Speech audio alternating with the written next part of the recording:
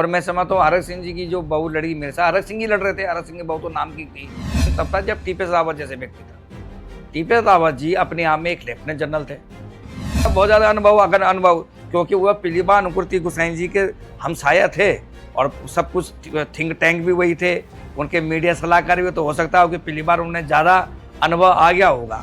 ठीक है, कोई और व्यक्ति भी है, एक लड़का और भी है, कोई तैयारी कर रहा है, वो तो दावा कर रहा है कि मैं असली ओरिजिनल मैं हूँ, ये तो सब नकली हैं, ये तो सब चुनाव के लिए। वीर चंद्र सिंह गढ़वाली को लेकर आपका बयान बड़ा वायरल हुआ, उसको लेकर आप क्या कहेंगे? क्या वो स्लिप ऑफ टंग था? नहीं, ऐसा मैंने कुछ कहा ही नहीं। सबसे बड़ी मैं कहीं ना कहीं कहा कि हमारे पहाड़ के ही विधायकों को अगर ठंड लगेगी तो उत्तराखंड की राजधानी पहाड़ में कैसे बनेगी? अरे भाई, मैं तुमसे निवेदन कर रहा हूँ, मैं तो लैंसडाउन क्षेत्र में रहता हूँ, मैं तो नैनीडांडा क्षेत्र में रहता हूँ, बहुत ठंडा होता है वहाँ। अरे एक राजधानी का ठंडा होना और गाँव में ठंडा होने में अंतर है। आप वहाँ अपनी रजाई में चले जाओगे। आप मैंने कहा था कि ठंडा है तो वहाँ की व्यवस्था होनी चाहिए। हमारे लिए नहीं है व्यवस्था, क्योंकि विधायक के लिए व्यवस्था है वहाँ, IAS के लिए व्यवस्था है वहाँ, लेकिन छोटे कर्मचारियों के लिए व्यवस्था नहीं है।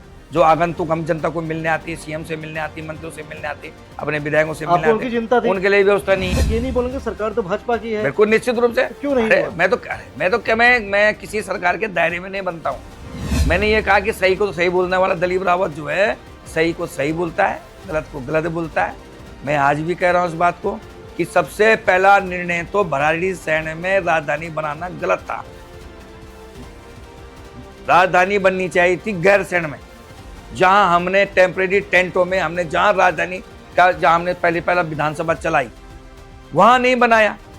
अपने क्षणिक लाभ के लिए कुछ लोगों ने भराड़ीसैंण, आप जाके देखना और कभी आंकलन करना और देखना कि जो गैरसैंण का मैदान था जहां हमारी राजधानी भी, उससे 4 गुना ज्यादा खर्चा हुआ है भराड़ीसैंण में। उससे ज्यादा भौगोलिक परिस्थितियां विपरीत हैं भराड़ीसैंण में, तो ज्यादा अच्छा होता। गैरसैंण में हम चाह रहे थे, मांग थी गैरसैंण की, भराड़ीसैंण को कर दिया वहां पे और उस पर 4 गुना ज्यादा पैसे के, और अभी तक ये दुर्भाग्य है कि अभी तक ये निर्णय नहीं हो पाया कि वहां राजधानी बनेगी नहीं बनेगी, चाहे वो मेरी सरकार हो चाहे वो गैरसैंण जिन्होंने। जय हिंद, जय भारत, जय उत्तराखंड। नमस्कार, मैं जन औटियाल और आप देखना शुरू कर चुके हैं सुनिए सरकार। इस बार हमारे साथ बातचीत करने के लिए हैं उत्तराखंड की लैंसडाउन विधानसभा से विधायक महंत दिलीप रावत, जिनका साक्षात्कार करेंगे हम सुनिए सरकार की सीरीज सुनिए विधायक जी में, और वो तमाम सवाल लेंगे जो जनता जानना चाहती है अपने विधायक जी से। 3 बार जीत की हैट्रिक लगा चुके हैं और इस बार चौथी बार जीतने की तैयारी कर रहे हैं। सबसे बड़ा सवाल ये है कि तमाम विवादों के बीच किस तरह से अपने जीत का जो सफर है वो तय करेंगे लैंसडाउन से विधायक महंत दिलीप रावत। क्या मुकाबला त्रिकोणीय होगा या भाजपा वर्सेस कांग्रेस होगा? क्योंकि उसी सीट से यूकेडी का भी एक चेहरा है कुलदीप रावत, तो वहीं पिछले चुनाव में कांग्रेस नेता हरक सिंह रावत ने अपनी बहू अनुकृति गोसाई को वहां से चुनाव लड़वाया, लेकिन बाजी मारी महंत दिलीप रावत ने। तो बात कर लेते हैं सीधा महंत दिलीप रावत जी से। महंत जी, सबसे पहले स्वागत आपका। धन्यवाद। आप सिद्धबल्ली पीठ के महंत भी हैं, लैंसडाउन से 3 बार के विधायक भी हैं। बीजेपी इस बार जीत की हैट्रिक की तैयारी कर रही है, आप हैट्रिक मार चुके हैं। आपके पिता का एक राजनीतिक कद रहा है, भरत सिंह रावत जी का। अब ऐसे में मेरा सवाल यह है, 3 बार तो आप जीत गए, चौथी बार जनता आपको क्यों चुने, ये बता दीजिए। देखिए, जिस विधानसभा से मैं चुनाव लड़ता हूँ, उस विधानसभा में हम लगातार जीवन भर पैदा वहीं हुए हैं, उनसे हमारा ये समझो बहुत बड़ा गहरा लगाव है। तो इसलिए जनता को ये लगता है कि ये हमारे सेवा में खरे उतरते हैं, हमारे प्रति लोगों का ये रहता है कि वे हमारे प्रति प्रेम करते हैं हमको। तो मैं लगता है इसी कारण जो है जनता हमको बार बार हम पे विश्वास करती है, और क्योंकि हमने कभी जनता के साथ क्रॉस नहीं किया, उनको उसको डोज नहीं दी और झूठे वादे नहीं करे, इसलिए लोगों को ये लगता है कि ये ऑथेंटिक हैं और यही हमने क्षेत्र की पीड़ा भी जानते हैं और ये क्षेत्र की सेवा पहले से करते आए और परखा है हमको इसलिए लोग ज़्यादा हम पे विश्वास करते हैं। और ये बड़प्पन है जनता का वहाँ कि विपरीत परिस्थितियों में भी लोगों ने मेरे साथ खड़े रहे, मेरे परिवार के साथ खड़े रहे, और हम परिवार के लोगों ने भी ये कोशिश की है कि किस तरह से जनता की सेवा करें। और यही फल है कि मैं तीसरी बार चुनाव जीता हूँ, और मुझे पूरा विश्वास है कि मेरी जनता जब तक चाहेगी मैं तब तक सेवा करता रहूँ। क्या लगता है कि महंत दिलीप रावत जनता के दिल में अपनी जगह बना चुके हैं, या अपने पिता के नाम से ही अपना राजनीतिक करियर बना रहे हैं? अरे निश्चित रूप से ये है कि मेरे पिताजी का बरदस्त तो रहा ही है मेरे ऊपर, लेकिन क्योंकि ये भी मैं आपको बता दूं कि मेरे पिताजी के साथ साथ मेरा भी अपना जीवन का पूरा क्षेत्र जो है राजनीति में रहा है। और हम तो 3 भाई हैं, 4 भाई हैं हम, तो 3 भाइयों ने तो राजनीति करी नहीं है। वो तो कहीं नहीं, मुझसे 2 बड़े भाई हैं, वो तो राजनीति में आए नहीं, ये एक अकेला में आए, क्योंकि मैं लगातार जब मैं 19 वर्ष का था और मैं तब से राजनीति में आ गया था। और मैंने राजनीति के लिए, जनता की सेवा के लिए, अपनी नेवी में मेरा सिलेक्शन हो गया था, मैंने नई नौकरी नहीं करी, और मैं अपना कोई कारोबार भी नहीं करा हमने, और केवल हम जनता की सेवा करते रहे। और इसलिए यह है कि निश्चित रूप बात है कि पिताजी का जो कृपा आशीर्वाद रहा है, लेकिन जनता का प्यार भी बहुत कम नहीं रहा है। और क्योंकि उनके बीच में रहना, तो बहुत सारे परिवार लोग ऐसे हैं कि जिनके पिताजी 5-6 बार विधायक रहे, लेकिन उनकी संतानें कोई नहीं बन पाया।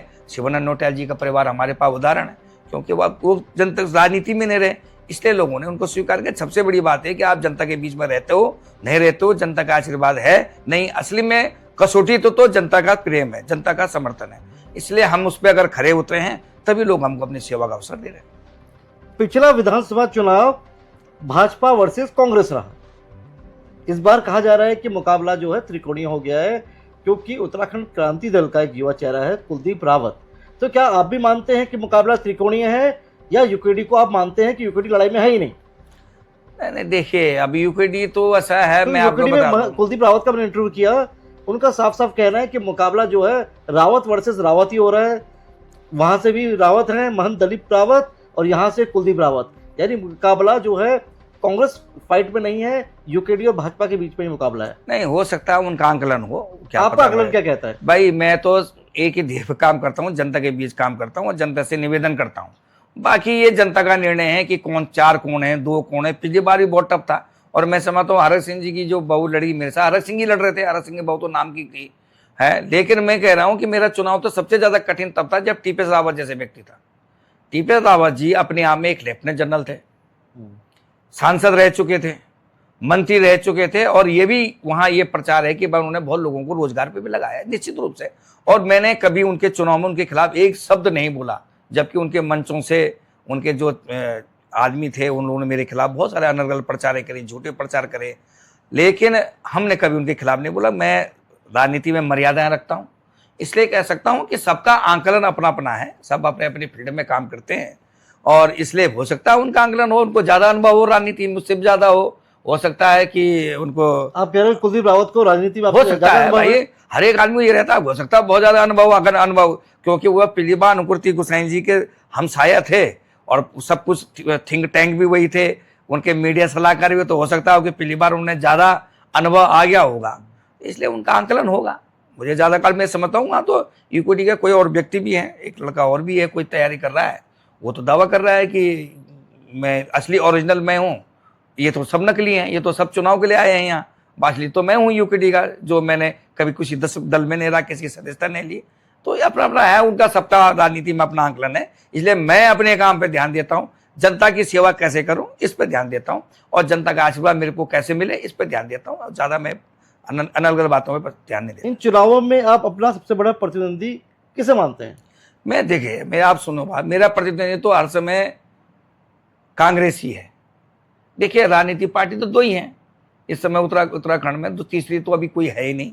अब ठीक है, अस्तबल में कभी कभी घोड़ों पे नाल देखते हुए कहीं मेंढक भी कर देते हैं, वो हाथ खड़े अपना टांग खड़ी कर देते हैं कि हम पे नाल लगा दो, ऐसा हो सकता है राजनीति में। वैसे राजनीति अप्रत्याशित होती है भाई, राजनीति में कभी कोई गारंटी नहीं होती, और आदमी सबसे मैं निवेदन भी करना चाहता हूँ, राजनीति में मर्यादा में रहे और जनता के बीच जाए, जनता अपना आप चुनेगी जिसको चुनेगी। वीर चंद्र सिंह गढ़वाली को लेकर आपका बयान बड़ा वायरल हुआ, उसको लेकर आप क्या कहेंगे? क्या वो स्लिप ऑफ टंग था? नहीं, ऐसा मैंने कुछ कहा ही नहीं।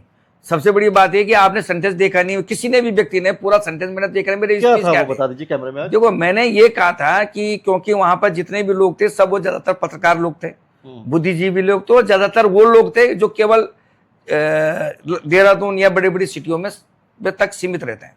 तो वो बड़ी बड़ी बातें कर रहे थे कि भाई सब ये सुझाव दे रहे थे कि भाई उत्तराखंड में क्या होना चाहिए क्या नहीं होना चाहिए। तो मैंने एक सामान्य सी बात कही कि देखिए, आपको कोई क्रांति लानी है, कोई काम करना है, तो काम करने के लिए क्रांति करने के लिए उतनी बुद्धि की जरूरत नहीं पड़ती जितने आदमी को जुनून की और जज्बातों की जरूरत पड़ती है।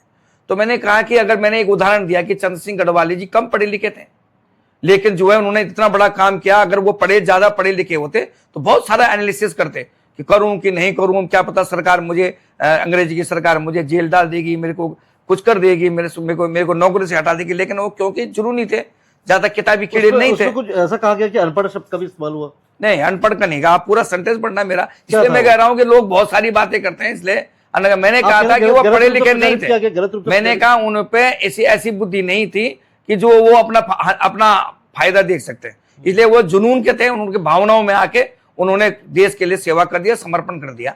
इसलिए मैंने कहा कि हम सब लोग जो है कमरों में बैठ के चिंतन करते हैं, पढ़े लिखे, हम क्रांति की बात तो कर सकते हैं, लेकिन क्रांति करने वाले अमूमन कम पढ़े लिखे लोग होते हैं। ये निश्चित बात, वो ज्यादा किताबी ज्ञान पे ज्यादा विश्वास नहीं रखते हैं, वो केवल जुनून पे रखते हैं, समर्पण पे रखते हैं, और किताबी जो है नहीं बल्कि वो स्वयं अपना समर्पण करते हैं। ये मैंने कहा था, तो लोगों ने उनका परिवार विरोध में क्यों उतरा? उन्होंने मेरा सेंटेंस पढ़ा ही नहीं, पूरा देखा ही नहीं, क्योंकि वो तो सीमित लोगों के बीच में मेरी सभा थी, इसलिए उन्होंने देखा नहीं। इसलिए मैंने उसके दूसरे दिन प्रेस करी। मैंने कहा परिवार से बात हुई आपकी? मैंने परिवार तो हमारे कोटद्वार ही रहते हैं, हम सबके सब हैं उनके। उनका तो कोई एक जो नाती है वो तो खुद ही हमारा भारतीय जनता पार्टी का बहुत वरिष्ठ नेता है।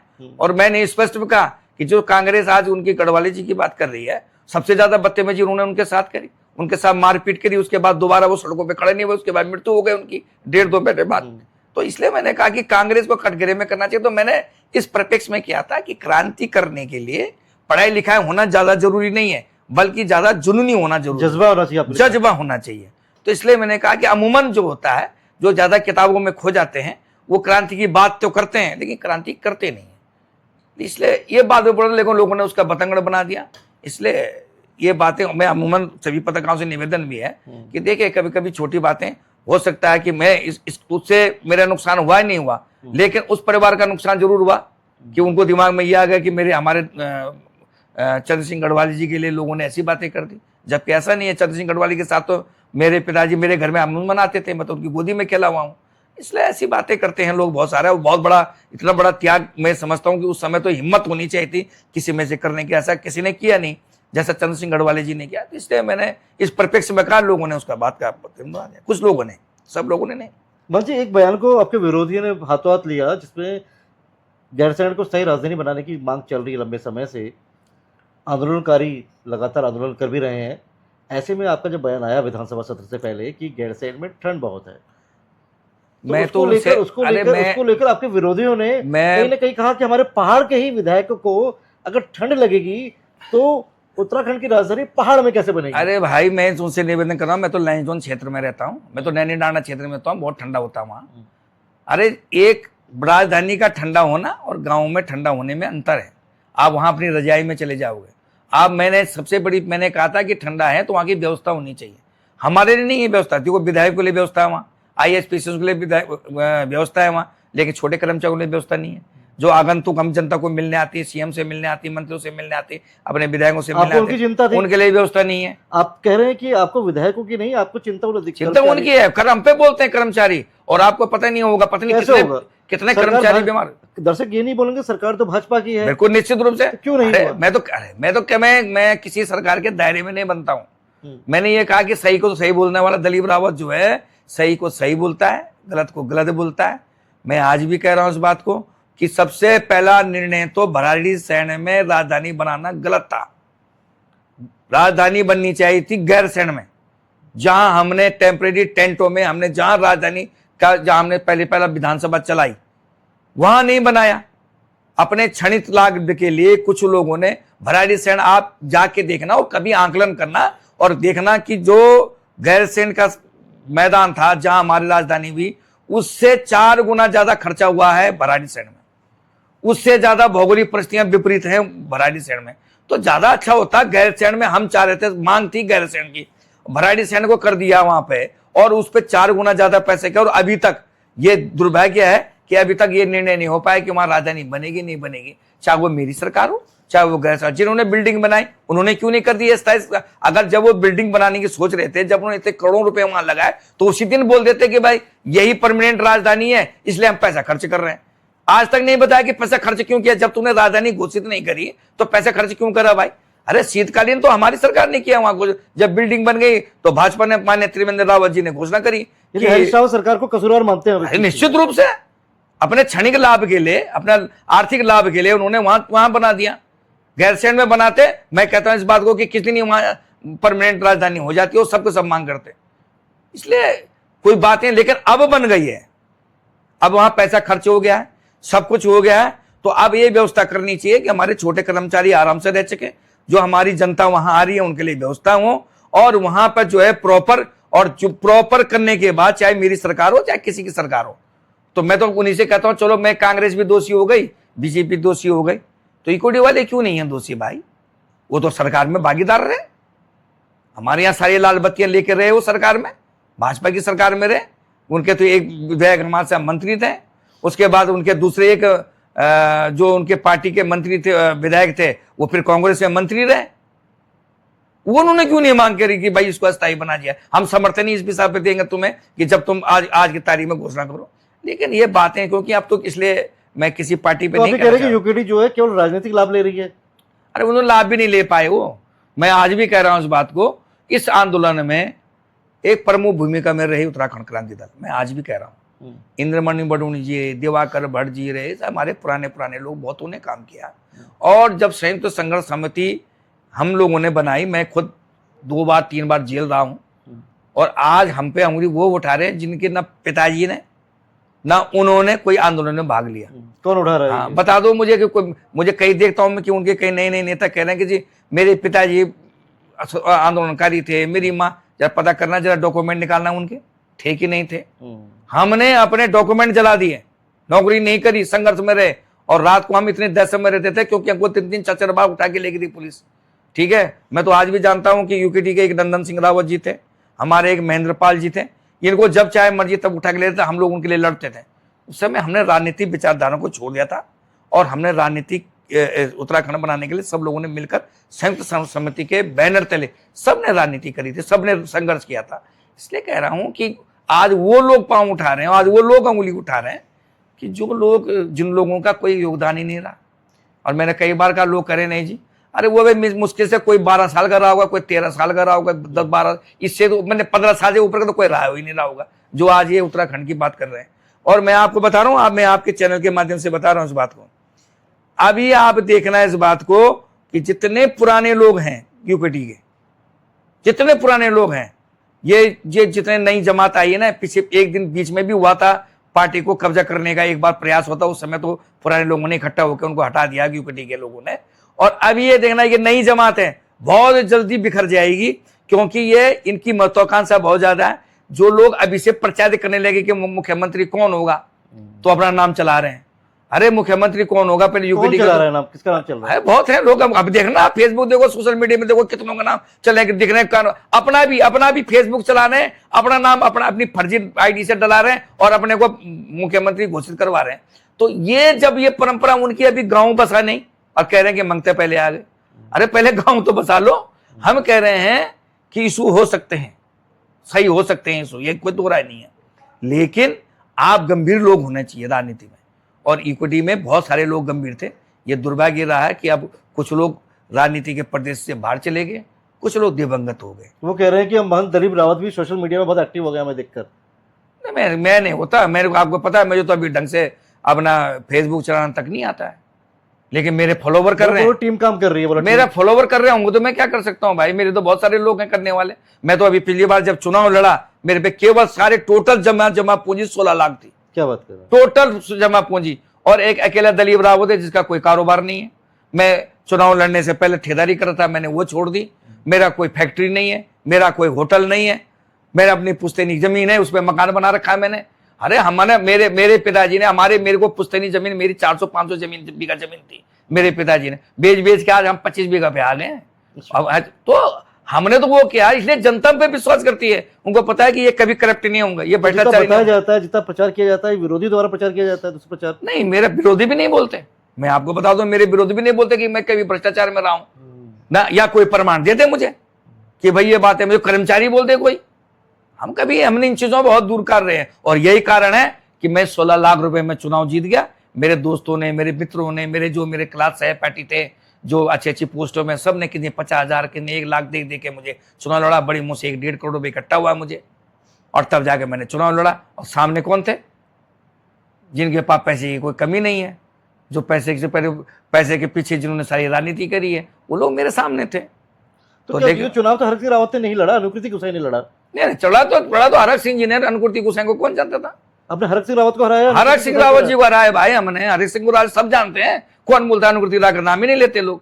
अनुकृति कहाँ ले रहे हो? तो वो लड़ा है तो हमने। हरक सिंह रावत कहते कि मैं भाई कहीं से चुनाव लड़ जाऊं, गढ़वाल में जीत जाऊंगा। अरे यार, मैं ऐसे कह रहा हूँ, मैं तो पहाड़ से लड़ रहे हूँ। पहले तो मुझे लगता नहीं, जैसा से लड़ने की बात आप ये बात है, जैसा गच्चा उन्होंने कांग्रेस को क्या दिया था सरकार तोड़ के, वैसी गच्चा कांग्रेस देने वाली है उनको। लास्ट टाइम पे उनको टिकट नहीं मिलेगा, ये नोट करने में बहुत टिकट मिलेगा भी ऐसी जगह मिलेगा कि जहां वो जीत ना पाए। अब मैं आपके बात से बता रहा हूँ कि हरक सिंह रावत को टिकट ही नहीं मिलेगा। जैसे टिकट मिलेगा तो ऐसी जगह से देगा जहां वो जीत ना पाए, गच्चा देगी उनको कांग्रेस। जैसे लैंसडाउन से टिकट मिल जाए, क्योंकि आप कह रहे हो लैंसडाउन से तो जीतेंगे नहीं। मिल जाएंगे तो क्या हो गया, जनता ने पहले भी दिया, अभी आ जाएगी, जनता खड़ी है। वो तो जनता निर्णय तो जनता नहीं करना। देखो, लोकतंत्र में तो जनता है, जो कुछ है जनता चाहेगी हम कर रहे हैं। हम कौन होते हैं जीतने वाला? जब बात करते हैं कांग्रेस बीजेपी की, तो ये भी कहा जाता है कि जो महंत दिलीप रावत की जो राजनीति रही है, परिवार की जो राजनीति रही है, वो भी कांग्रेस और बीजेपी दोनों ही। मेरे फादर कांग्रेस में थे, ये निश्चित रूप से। देखिए, मेरे फादर कांग्रेस में थे, ये बात निश्चित हो। 4 बार विधायक उसमें रहे, और उसके बाद वो बीजेपी में लाया उनको, मैं लाया क्योंकि मैं राष्ट्रवादी विचार का आदमी। आप अपने पिताजी को बीजेपी में लेकर आए? मैं लेके आया उनको 95 में, जब मैं समझदार हो गया, मैं सक्रिय राजनीति में हो गया, जब मैं उत्तराखंड आंदोलन में लाया। मैंने कहा कि नहीं, हमको राष्ट्रवादी विचार में रहना है, हमें उस विचारधारा में रहना है जिस विचारधारा के प्रति जो राष्ट्र की भावना है। राष्ट्रवादी विचारधारा राष्ट्रवादी नहीं है उनके पास, पहले कभी रहोगी, वो कांग्रेस नहीं है, ये कांग्रेस, वो कांग्रेस नहीं है, राष्ट्रवादी विचारधारा नहीं है। और मैं कह रहा हूं, मैं चुनौती देता हूं कांग्रेस किसी बड़े लीडर के लिए। आइडियोलॉजी के मामले में मैं अपनी आइडियोलॉजी, अपनी पार्टी की आइडियोलॉजी बोलूंगा, और वो अपनी पार्टी की आइडियोलॉजी बोलते हैं। अगर वो कभी मेरे से कंपटीशन कर लेंगे, जो मर्जी में शर्त लगाता हूं मैं कह रहा हूं, तुम हरक सिंह जी को ले आओ मेरे पास, चलो मेरे साथ खुले मंच में, खुले बहस में करा लो। वो बता देंगे कांग्रेस की आइडियोलॉजी क्या है, मैं बता दूंगा हमारी आइडियोलॉजी क्या है। उनको खुद कंफ्यूज हो जाएंगे। कांग्रेस के लोगों को आज तक पता नहीं चला। वो तो तमाम आरोप लगा देते हैं। किस चीज के? तमाम जो आरोप हैं, सिद्धबली पीठ को लेकर या तमाम भ्रष्टाचारों को लेकर, तमाम चीजों को आरोप लगा देते हैं। लगाने में आरोप लगाना अलग चीज है, हवा हवाई है केवल। अरे आरोप, मैं तो किसी पे आरोप नहीं लगाता, बिल्कुल मैं तो नहीं लगाता किसी पे आरोप। लेकिन कोई अगर मुझे बात देगा तो मैं चुप भी नहीं रहता। मैं चुप रहने वालों में से नहीं हूँ, और मैं सीधी सीधी बात करता हूँ। और मेरे सब जानते हैं बात को कि मैं बेबाक बात करता हूँ, और मुझे जो गलत लगता है, चाहे उसकी कोई कीमत चुकानी पड़े, मैं तभी वो बात करता हूँ। मैं आज भी कह रहा हूँ इस बात को, मुझे एक आदमी बता दे कि हमने किसी से चंगोनी भी कभी पैसे के लिए की बात करी हो, कभी नहीं। कोई बात मैं नहीं, मेरे पुश्तन नहीं, मेरे पिताजी को तो आज भी उदाहरण देते हैं लोग ईमानदारी का, आज भी देते हैं। नहीं तो भैया सब आदमी आगे ग्राम प्रधान बन जा रहा है, ब्लॉक प्रमुख बन जा रहा है, 4 गुना ज्यादा जनसंपत्ति। यही सवाल जब हमने पूछे आपके विरोधियों से, तो वो ये आरोप लगाते हैं कि भाई समय के साथ महंत दिलीप रावत का जो जनाधार है वो घटा है, क्योंकि वो अपनी पत्नी को चुनाव नहीं जिता पाए। जिला पंचायत का चुनाव लड़ा, लेकिन अपना चुनाव नहीं जिता पाए। तो एक बहुत बड़े एक आरोप है, और ये आप जानते हैं कि जो चुनाव आएंगे, तो चुनावों में कहीं ना कहीं ये मुद्दा भी वो लेकर जाएंगे। बिल्कुल बुल जाएंगे, वो भी जाएंगे, हम भी जवाब देंगे। अब उन्होंने ये नहीं जाना कि उसके परिप्रेक्ष्य में क्या हुआ। मैं आपको बता दूं, जिस टाइम पे पंचायत का चुनाव था, हम पूरा परिवार प्रचार में भी नहीं जा पाए। हो सकता है मेरे को विश्वास था कि जनता मुझे दे देगी, क्योंकि मेरी उस समय खुद मेरे बहनों की मृत्यु हो गई। अति आत्मविश्वास जनता पे हो गया। नहीं, मैं परिस्थितियां थी मेरे बहनों की मृत्यु हो गई उसी टाइम पे। उसी टाइम उनको हार्ट अटैक आया। मैं 5-7 दिन तक, पूरे 10 दिन तक हम पहले हॉस्पिटल रहे, फिर उनके दाह संस्कार में गए। तो 10, 12, 15 दिन का जो चुनाव का पीरियड था वो एक दिन में मैं अपने क्षेत्र में, कोई बता दे मुझे, मैं क्षेत्र में नहीं जा पाया। तो मैं इसलिए कर रहा हूँ कि बहुत सारी परिस्थितियां, लेकिन मैं स्वीकार करता हूँ कि जनता ने मुझे, तो मैंने उसके बाद दोबारा मेहनत करी है कि भाई जनता को क्या नाराजगी है, क्यों नहीं हुआ। लेकिन क्योंकि पंचायत चुनाव का तो विरोधियों को उस जो आरोप था कि महंत दिलीप रावत अपनी पत्नी जो जिला पंचायत का चुनाव जो लड़ी, उनको चुनाव नहीं जीता पाए और अपना चुनाव कैसे जीतेंगे, एक बड़े सवाल है। तो उन विरोधियों को महंत दिलीप रावत जो लैंसडाउन से विधायक है वो क्या जवाब देंगे? नहीं, तो उन लोगों ने ये नहीं कहा कि मैंने 3 ब्लॉक प्रमुख अपने बना दिए। ये भी तो बनाया होगा कि मेरे 3 ब्लॉक प्रमुख मेरे बने हैं, मेरी पार्टी के बने हैं। तो ये भी तो बताओ ना, ये भी तो बताया होगा उन्होंने। अगर 4 में 4 में से 1 गए हुआ, 3 हम जीत गए, तो ये भी तो होता है भाई। पंचायत चुनाव में सभी जगह जीत नहीं हो सकती। पंचायत चुनाव में अलग अलग समीकरण होते हैं, बहुत घर का होता है, रिश्तेदारी का होता है, बहुत सारी समीकरण होते हैं। लेकिन अगर हम हारे हैं तो मैं उसको स्वीकार करता हूँ। और ये भी बता दूं मैं, उसके बाद देखना जनता कितनी परेशान है।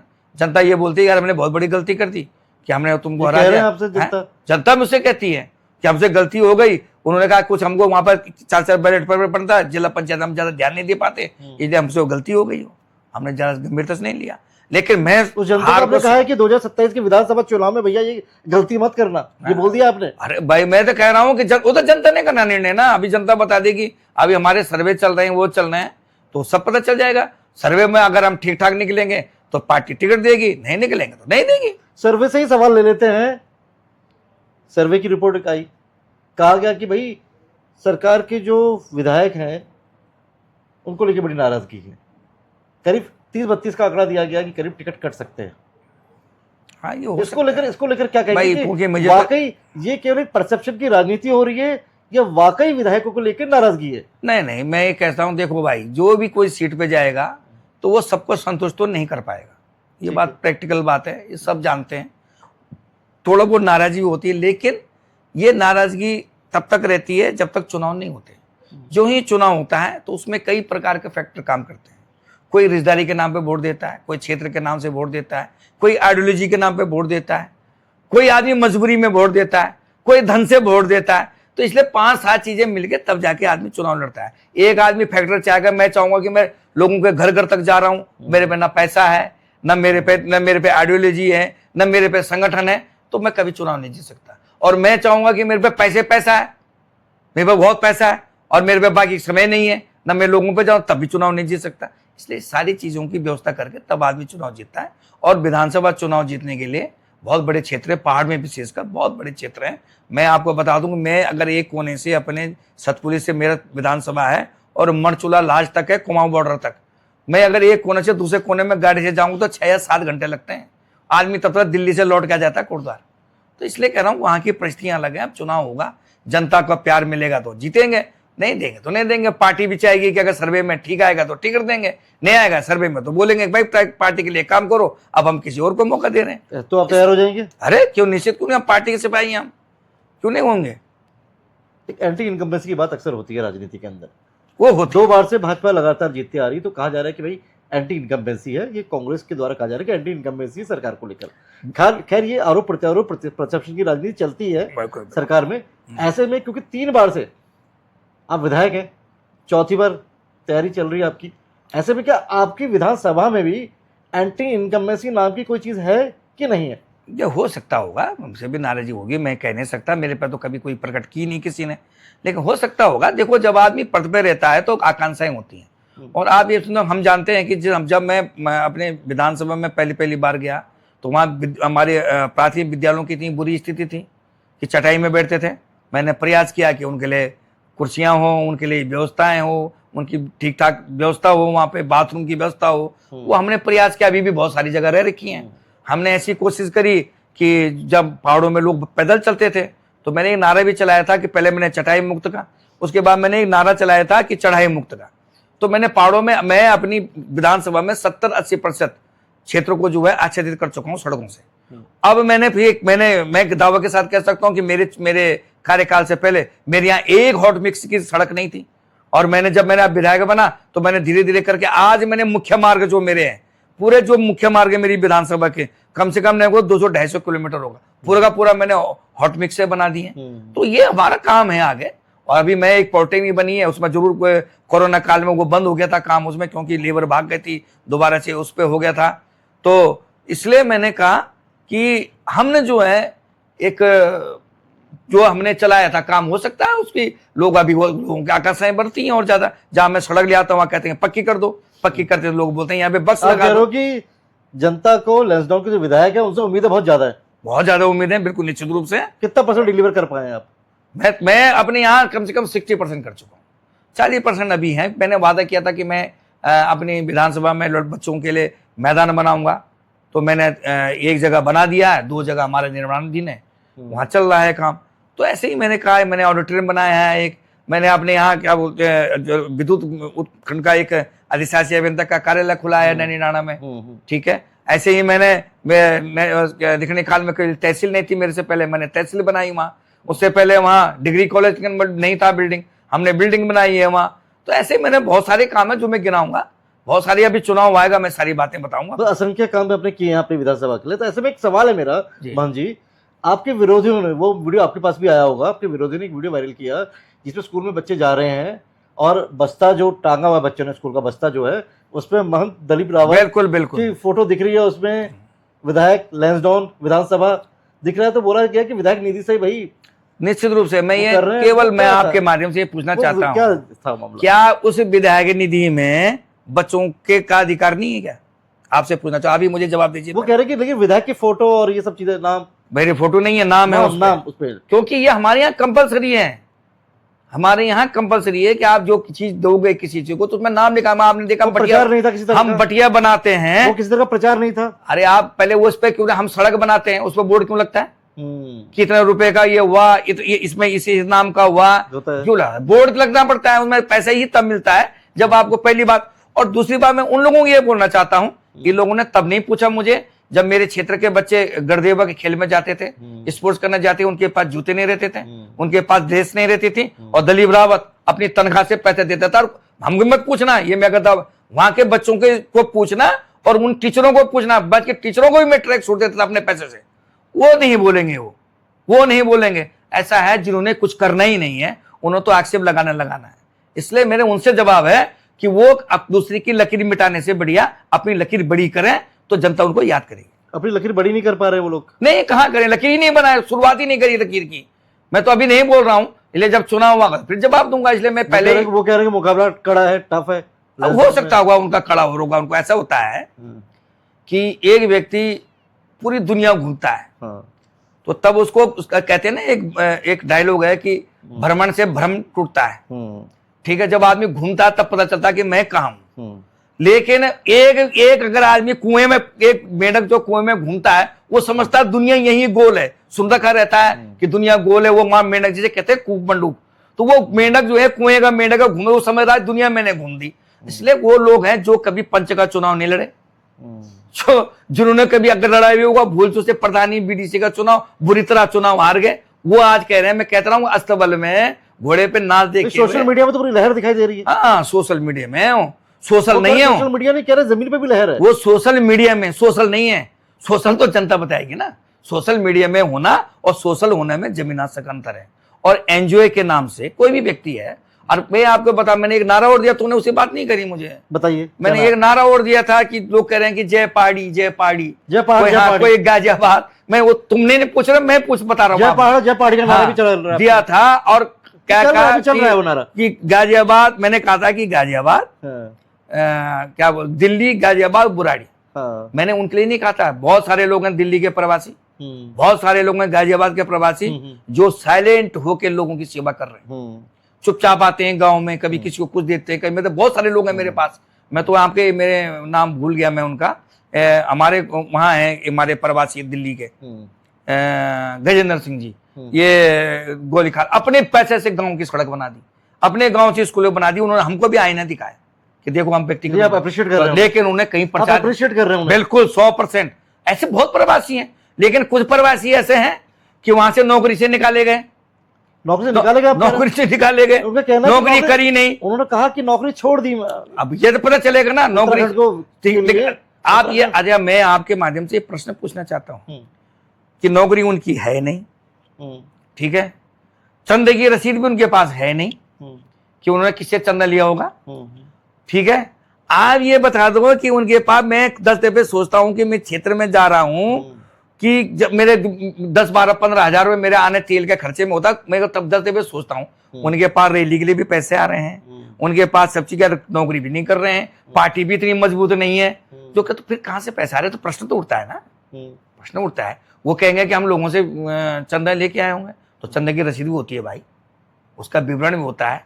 आप अगर ईमानदार तो लोगों में दो ना कि भाई हमको इतने लोगों ने सहयोग किया, उनका धन्यवाद, फलाने का धन्यवाद, फलाने का धन्यवाद, उसने हमको पैसा दिया, ये भी नहीं बोलते। तो इसका मतलब है कि कहीं ना कहीं से फंडिंग हो रही है, कहीं ना कहीं फंडिंग से हो रहा है, नहीं हो रहा बिना उसके, बिना किसी के आशीर्वाद से आपको नहीं हो रहा। लेकिन मैं नहीं करा, क्योंकि यो ही नहीं, आप मैं जहां तक आप खाली क्यूकेटी की बात मत करो आप, मैं यहाँ तो बहुत सारी पार्टियां, एक हो रही हिमालय क्रांति पार्टी है, वो भी इन्हीं इश्यू को लेके आ रही है हमारे बीच में, वो भी लड़ती है लड़ाई, तो हम क्या, वो भी हमारे साथ लड़ाई लड़ रहे हैं। तो अभी कह रहे हो कई सारे डमी कैंडिडेट्स भी उतारे जाएंगे निश्चित रूप से। देखो करने के लिए आप कह रहे हो, दलीप रावत को नहीं, ये पूरे प्रदेश में है, मेरे दलीप रावत के नहीं है, मैं तो पूरे प्रदेश के परिप्रेक्ष्य में आपसे बातचीत कर रहा हूँ, पूरे प्रदेश के परिप्रेक्ष्य में है ये।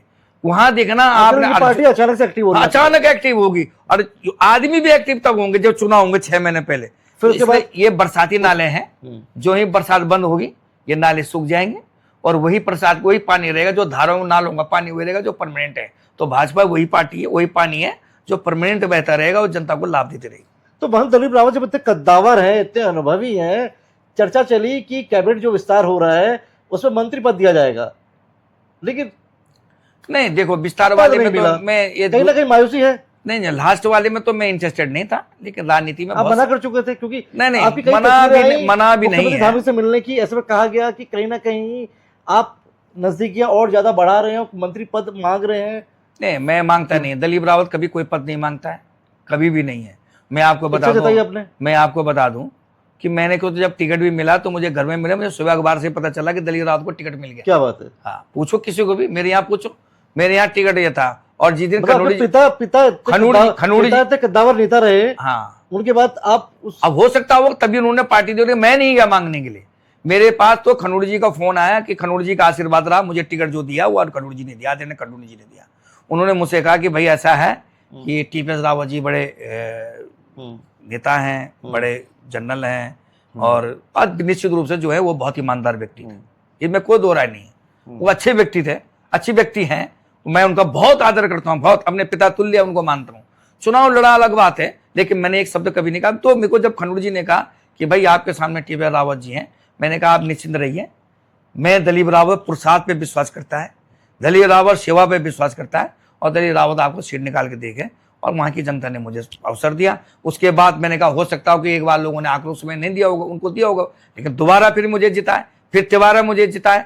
तो इसका मतलब है कि मैं अभी भी कोशिश करता हूं, मैं भगवान को साक्षी मान के सेवा करता हूं, और मैं हर समय मनन करता हूं कि कहीं ऐसा हूं मुझसे कोई गलती तो नहीं हो रही है, जनता मुझसे कोई नाराज तो नहीं है। तो इसलिए मैं हर समय मनन भी करता हूं और सेवा भी करता हूं।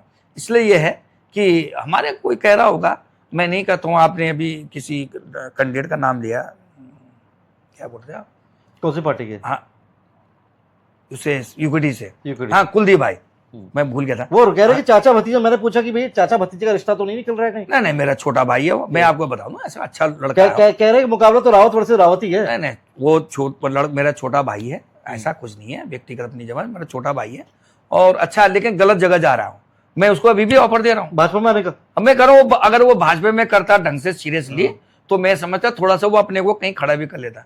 वो ऐसी जगह ताकत लगा रहा है, वो दीवार पे ताकत लगा रहा है, दरवाजे पे ताकत नहीं लगा रहा है। तो निश्चित मेरा ये है कि वो क्यों जैसे अपनी एनर्जी खराब कर रहा है।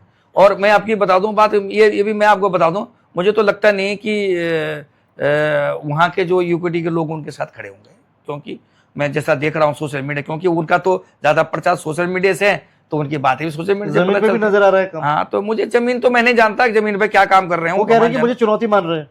नहीं, मैं चुनौती, मेरे सब चुनौती जो मेरे सामने खड़ा होगा सब चुनौती तो हमारी, मैं आपको बता दूं, कांग्रेस के साथ लड़ाई होनी है हमारी, सीधी लड़ाई में। तुम भी जानते हो, मैं भी जानता हूँ, सब जानते हैं। यूकेडी लड़ाई में नहीं, यूकेडी तुम कहीं नहीं, मैं उत्तराखंड में नहीं है, तुम कहाँ यूकेडी किसकी बात कर रहे हो? यूकेडी कहीं नहीं है, कहीं नहीं है यूकेडी।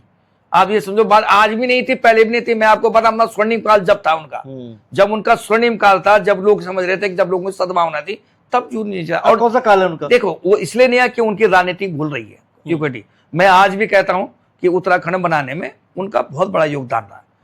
उनका भी एक बड़े फैक्टर थे, वो भी एक ये राजनीति में मुख्य भूमिका में भी थे वो। इसमें कोई दो राय नहीं। मैं आज भी कहता हूं, मैं तो यूकेडी के लोगों को, मेरे तो बहुत सारे लोग हैं जिनको मैं, आपको नहीं वो पता कि जब यूकेडी करते थे हम जरूर दूसरी पार्टी में थे, लेकिन मैं उनके सारे काम मैं करता था यूकेडी के। हमारे यहाँ नंदन सिंह जी थे, मेरे रिश्ते में मौसा लगते थे, वो सब काम के लिए मेरे पास आते थे, मेरे फादर के पास आते थे, मैं उनको भोग रहे। महेंद्र भाई हैं हमारे, जिलाध्यक्ष रहे हैं, वहाँ के बड़े लीडर है वो भी, उन्होंने भी बहुत समर्पण किया उसके उत्तराखंड आंदोलन के लिए, बहुत सारे लोगों ने किया। लेकिन अब जो नई जमात है उनको अभी इनका पता नहीं है कि इन लोगों ने क्या किया। आज लोग भूल गए दिवाकर भट्ट को, आप भूल गए इंद्रमणि बडूनी को। अब वो नए नए लोग, अच्छा मैं आपको बात, उनकी पुरानी यूकेडी और नई यूकेडी में फर्क आप कह रहे हैं। आप देख रहे हैं इस बात को, कुछ दिन बाद आपको देखना कि ये लोग जो हमारे पुराने लोग हैं इनके साथ अच्छा व्यवहार नहीं होने वाला। आप ये देखना, आप देखते रहना, मैं आपको राजनीति बता रहा हूँ बात। और आप ये बताओ कि देखिए सबसे बड़ी है महत्वाकांक्षा, जिनकी महत्वाकांक्षा ये होगी अभी गांव बसानी है मांगते पहले, जो अभी से चलाने लगे कि मुख्यमंत्री हमारा पुराना, जिन्होंने ये डिसाइड कर दिया मुख्यमंत्री, तो आप सपने समझ सकते हैं। अभी तक भाजपा ने जो इतनी बड़ी पार्टी है, जो विश्व की सबसे बड़ी पार्टी, उन्होंने डिक्लेयर नहीं किया, कांग्रेस ने डिक्लेयर नहीं किया। तो ये अभी ये समझिए गंभीरता दिखाती है कि कितने गंभीर हैं। इसलिए ये लगता है कि महंत दिलीप रावत 3 चुनाव जीतने के बाद कैबिनेट मंत्री नहीं बने, वो बिना चुनाव लड़े ही मुख्यमंत्री बनना।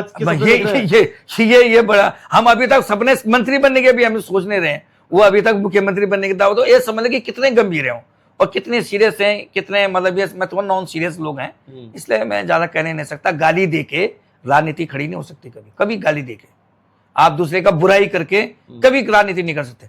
आपने क्या लाइन खींची है, अपनी बड़ी लाइन करिए, दूसरा अपना आप छोटा हो जाएगा। देखिए मूल निवास की बात वो कर रहे हैं, मूल निवास, क्योंकि वो उनका चुनावी मैनिफेस्टो में रहेगा वो। ऐसे में मेरा सवाल है कि मूल निवास 1950 को लेकर आपका क्या? देखिए मैं आपको बता दूं बात, जिस लड़ाई के लिए लड़ रहे हैं, मैं कह रहा हूं आज भी साथ है मूल निवास 1950। वो ये भू कानून के लिए लड़ते हैं। मैं आपको बता दूं बात, अगर भू कानून के लोग समर्थन में होते तो यूकेडी को आज लोग प्रचंड बहुमत से बनाते, और विशेषकर में पहाड़ से बना देते। लेकिन क्यों नहीं देते उनको मत? अरे भाई एक सामान्य सी बात है, सामान्य सी घर की बात। मैं अभी भी बता रहा हूं कि किसी व्यक्ति का परिवार में कोई बीमार हो गया, किसी व्यक्ति को अगर अचानक अपनी लड़की की शादी करनी है, उसके पास लास्ट हथियार रहता है कि मैं अपनी जमीन बेच दूं या मुसीबत में मेरा जो अचल संपत्ति है वो काम आ जाए। और आप गांव का आदमी उसको कीमत देगा नहीं, बाहर का आदमी उसको लेने नहीं सकता, तो फिर वो फिर कहां जाएगा ये बताओ? इसका मतलब आप क्या उस आदमी व्यक्ति के खिलाफ है? हम कह रहे हैं कि ये निश्चित होना चाहिए कि जो हमारी सरकार ने किया भू कानून में कि आप जमीन ले सकते हो, लेकिन कंडीशन में बताना कि आप किसके लिए ले रहे हैं, किस चीज के लिए ले रहे हैं। अगर आप उद्योग ले रहे हैं तो आपको 3 साल के अंदर जो है आपको उस पर काम करके दिखाना पड़ेगा। 70% जो है बेरोजगारों को, जो लोकल के लोगों को आपको रोजगार देना पड़ेगा। इन चीजों पर लड़ाई हो। आप कहेंगे जमीन ही नहीं बेच सकते, तो यार ये तो अव्यावहारिक बात हो गई है। तो इसलिए कह रहा हूँ कि कुछ चीजें ऐसी हैं कि जो मूल निवास 1950 के साथ खड़े हैं महंत दिलीप रावत। नहीं, मूल निवास तो देखो, मूल निवास तो यहाँ मेरी बात सुनो, अब जब उत्तराखंड बन गया है, हम ये मानते हैं कि जो उत्तराखंड बन गया है, जिसको यहाँ जो उत्तराखंड बनते समय यहाँ था खड़ा, जो उन विपरीत परिस्थितियों में यहाँ खड़ा था, उन सबको मूल निवास मानना चाहिए। लेकिन उत्तराखंड बनने के बाद उन लोगों के बारे में सोचना चाहिए। 5th शेड्यूल ट्राइब को लेकर जो बात चल रही है, उसको लेकर क्या मत है महंत दिलीप रावत का? देखिए मैं आपको बताता हूँ, आदिवासियों की हमारे विशेषकर सीमांत क्षेत्र से लोग हैं, उनके लिए तो भैया देखो, हमारी प्रहरी भी है, हमारी बहुत सारी उनकी मूलभूत अभी परेशानियां हैं पहाड़ों में। निश्चित रूप से उनके अधिकारों में बढ़ाया जाना चाहिए, उनको और सुरक्षित करना चाहिए, ताकि हम जो है गढ़वाल कुमाऊं को कवर करने की जो बात हो रही है इसमें, किस चीज में?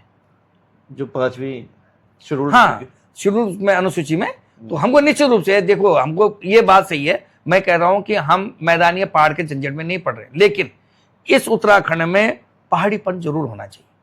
हमारी कल्चर, हमारा जो रहना सहना, हमारी जो सोच होनी चाहिए वो पहाड़ीपन होना चाहिए। ये जय पहाड़ी के साथ है उनके नारे के? बिल्कुल नहीं, जय पहाड़ी के साथ क्यों नहीं होंगे? अब जो पहाड़ में होगा वो क्यों नहीं होंगे? वो किसी का पैटर्न थोड़े है वो नारा। वो नारा तो सबका जो पहाड़ में, चाहे वो जो उत्तराखंड में उधम सिंह नगर में रह रहा है, चाहे वो हरिद्वार में रह रहा है, चाहे वो पौड़ी में रह रहा है, चाहे वो चमोली में रह रहा है, चाहे पिथौरागढ़ में रह रहा है, वो तो कहीं भी रह रहा है। तो जय पहाड़ी बोलने में क्या है? जैसे हम वंदे मातरम जय बोलते हैं, भारत माता की जय बोलते हैं, बोलते जय पहाड़ी है। क्यों नहीं है पहाड़ी? अब पहाड़ी कोई का उत्तराखंड थोड़े पहाड़ी, पहाड़ी तो हिमाचल भी है, नेपाल भी पहाड़ी है, आपका मेघालय भी पहाड़ी है, अरुणाचल पहाड़ी है, तो ये पहाड़ी तो सभी है भाई। कश्मीर पहाड़ी है, तो ये कहेंगे पहाड़ी तो सभी पहाड़ है। ठीक है। अच्छा, लैंसडाउन का नाम बदलने का विरोध किया था आपने, क्या भावनात्मक मुद्दा था या इसके पीछे कोई? नहीं, देखिए मैं आपको बता दूं बात, देखिए किसी चीज का आप ये समझिए कि आप कोई ब्रांड जब चल जाता है और अचानक उस ब्रांड का आप नाम बदल दोगे तो उस ब्रांड की में गिरावट आ जाती है। तो मेरे कहना है कि लैंसडाउन अब एक नया उभरता हुआ, हम लोग बड़ी मेहनत कर रहे हैं कि वहाँ झील बन जाए, वहाँ ये बन जाए, वहाँ टूरिस्ट का स्पॉट बन जाए, वहाँ एडवेंचर कोई चीज हो जाए, लोगों को घूमने के लिए व्यवस्था हो जाए, होटल बन जाए। अब जब उसका सब कुछ प्रचार प्रसार हो गया, अब अचानक हम उसका नाम बदलेंगे? क्योंकि देखिए ये निश्चित रूप बात है, लैंसडाउन नाम जो है अंतर्राष्ट्रीय छवि लाता है एक पर्यटन के लिए। अगर इसका नाम रख दिया और नाम से अगर उत्तराखंड का भला होता है, नाम से अगर उत्तराखंड का फायदा होता है, तो उससे क्या नुकसान है? इसलिए हमने कहा कि वहां के लोग भी नहीं चाहते। आप वहां के स्थानीय लोगों को बोल दिए, एक व्यक्ति उनका समर्थन में नहीं है। सब कहते हैं कि नहीं जी, हम जो है लैंसडाउन भी, जो हमारे छावनी पर से के लोग हैं सब कहते हैं कि मैं लैंसडाउन। हाँ, मैंने कहा अगर आपको किसी सेनानी के नाम पे रखना है तो आपकी जो फोर्स का वह इलाका है, जो छावनी है जहाँ उनकी, उसका नाम रख दीजिए। ठीक है, इसमें कोई दो राय नहीं। तो जनता के कुछ सवाल है, दो चार सवाल ले लेते हैं। आप एक तरफ लैंसडाउन के विधायक हैं और दूसरी तरफ सिद्धबली धाम के महंत जी। क्या आपको लगता है कि धार्मिक भूमिका और राजनीतिक भूमिका के बीच जनता कभी भ्रमित भी हो जाती है? नहीं, देखिए मैं आपको एक बात पहले भी बताता हूँ, मेरे को कई जगह पूछते भी हैं, और शायद उन लोगों, ये लोग वो पूछते हैं जो लोगों ने भी इतिहास में देखा है। ये स्वतंत्रता आंदोलन में सारे सन्यासियों के अखाड़ों ने भाग लिया। और आपको मैं बता दूं इस बात को कि देखिए राजनीति निश्चित रूप से एक विषाक्त है, राजनीति विषाक्त जहर की तरह है, और धर्म जो है एक निर्मल जल है। अगर आप निर्मल जल को किसी जहर में डाल दोगे तो उसकी विषाक्तता कम हो जाएगी। ठीक है। लेकिन अगर आप उस विषाक्तता को, अगर उसके जहर को अगर आप पानी में डाल दोगे तो वो जहर हो जाएगा। धर्म में राजनीति नहीं होनी चाहिए, लेकिन राजनीति में अगर धर्म नहीं है तो वो पथ भ्रष्ट हो जाता है। ये बात गारंटी है, ये मैं सत्य कह सकता हूं। इसलिए आप देख रहे हैं योगी इनका प्रणमान है ना। आप जाइए ना, आप उत्तर प्रदेश में देखिए, आज अपना आप लोग बोल रहे हैं नहीं जी हमें तो योगी का राज चाहिए। तो आप भी अपने को गढ़वाल का योगी मानते हैं? नहीं, हम नहीं मानते इसको। मैं तो ये मानता, मैं तो छोटा हूं, योगी के सामने कहा हूं मैं। लेकिन हम कोशिश करते हैं कि हमारे जो संतों ने एक समाज सेवा का जो संकल्प लिया है वो, क्योंकि मैं तो देखो भाई, मैं राष्ट्रवादी विचारधारा का हूं और निश्चित रूप से सनातन का समर्थक हूं। तो ऐसे में सिद्धबली की जो लोकप्रियता है, क्या वही महंत दलपी रावत की राजनीतिक ताकत भी है? नहीं, मैं राजनीति में कभी उनका प्रयोग नहीं करता हूं, क्योंकि मैं अभी आपने ही खुद ही पहले प्रश्न किया कि आपके अपने पिताजी का, मेरे परिवार का।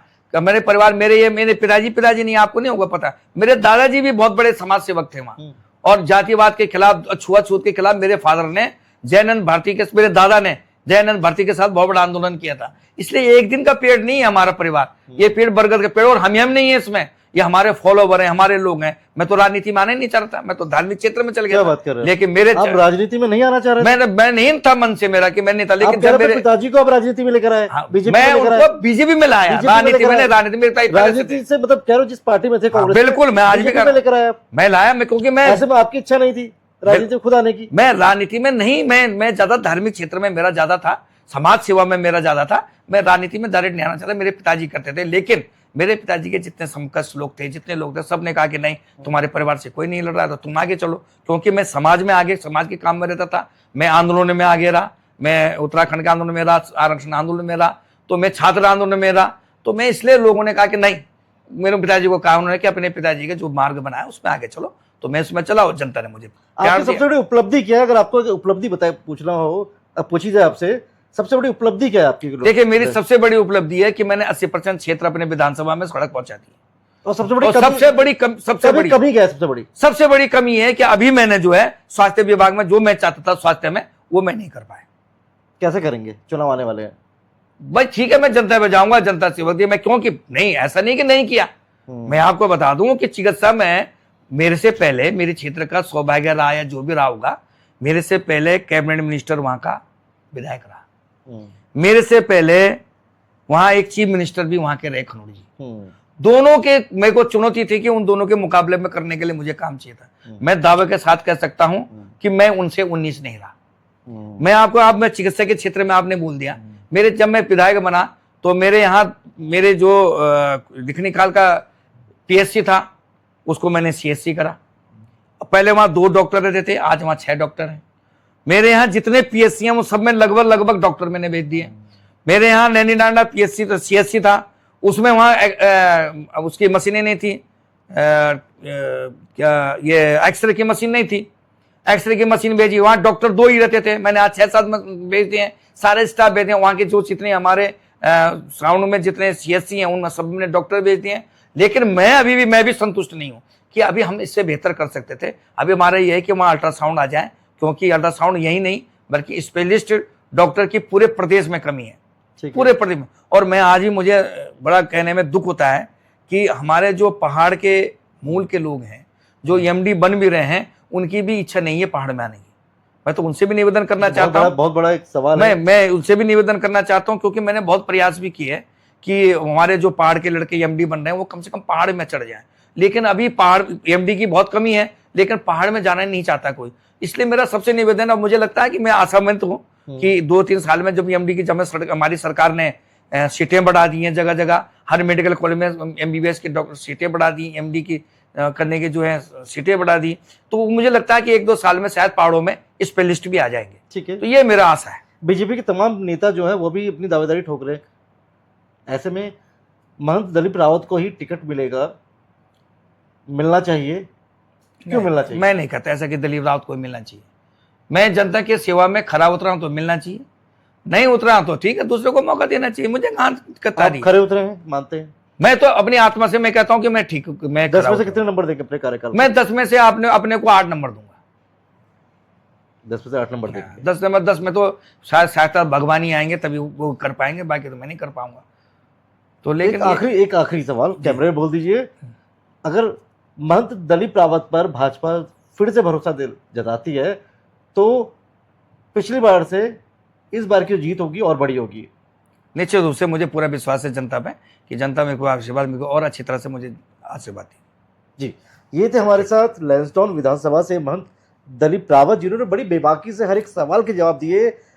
हर एक जो बयानबाजी चल रही है, जो आरोप प्रत्यारोप की राजनीति है, उस पर बड़ी बेबाकी से जवाब दिए, और साथ ही ये विश्वास भी जताया कि लैंसडाउन से चौथी बार भी जो जीत दर्ज करेंगे महंत दिलीप रावत, और बड़े मार्जिन से जीत दर्ज करेंगे। लेकिन ये भविष्य के गर्त में है कि 2027 के विधानसभा चुनावों में लैंसडाउन का मुकाबला त्रिकोणीय होगा या भाजपा वर्सेस कांग्रेस ही होगा। मैं सूर्य सरकार के लिए अपने कैमरा सहयोगी शिववर्धन सिंह के साथ अजय नौटियाल। जय हिंद, जय भारत, जय उत्तराखंड।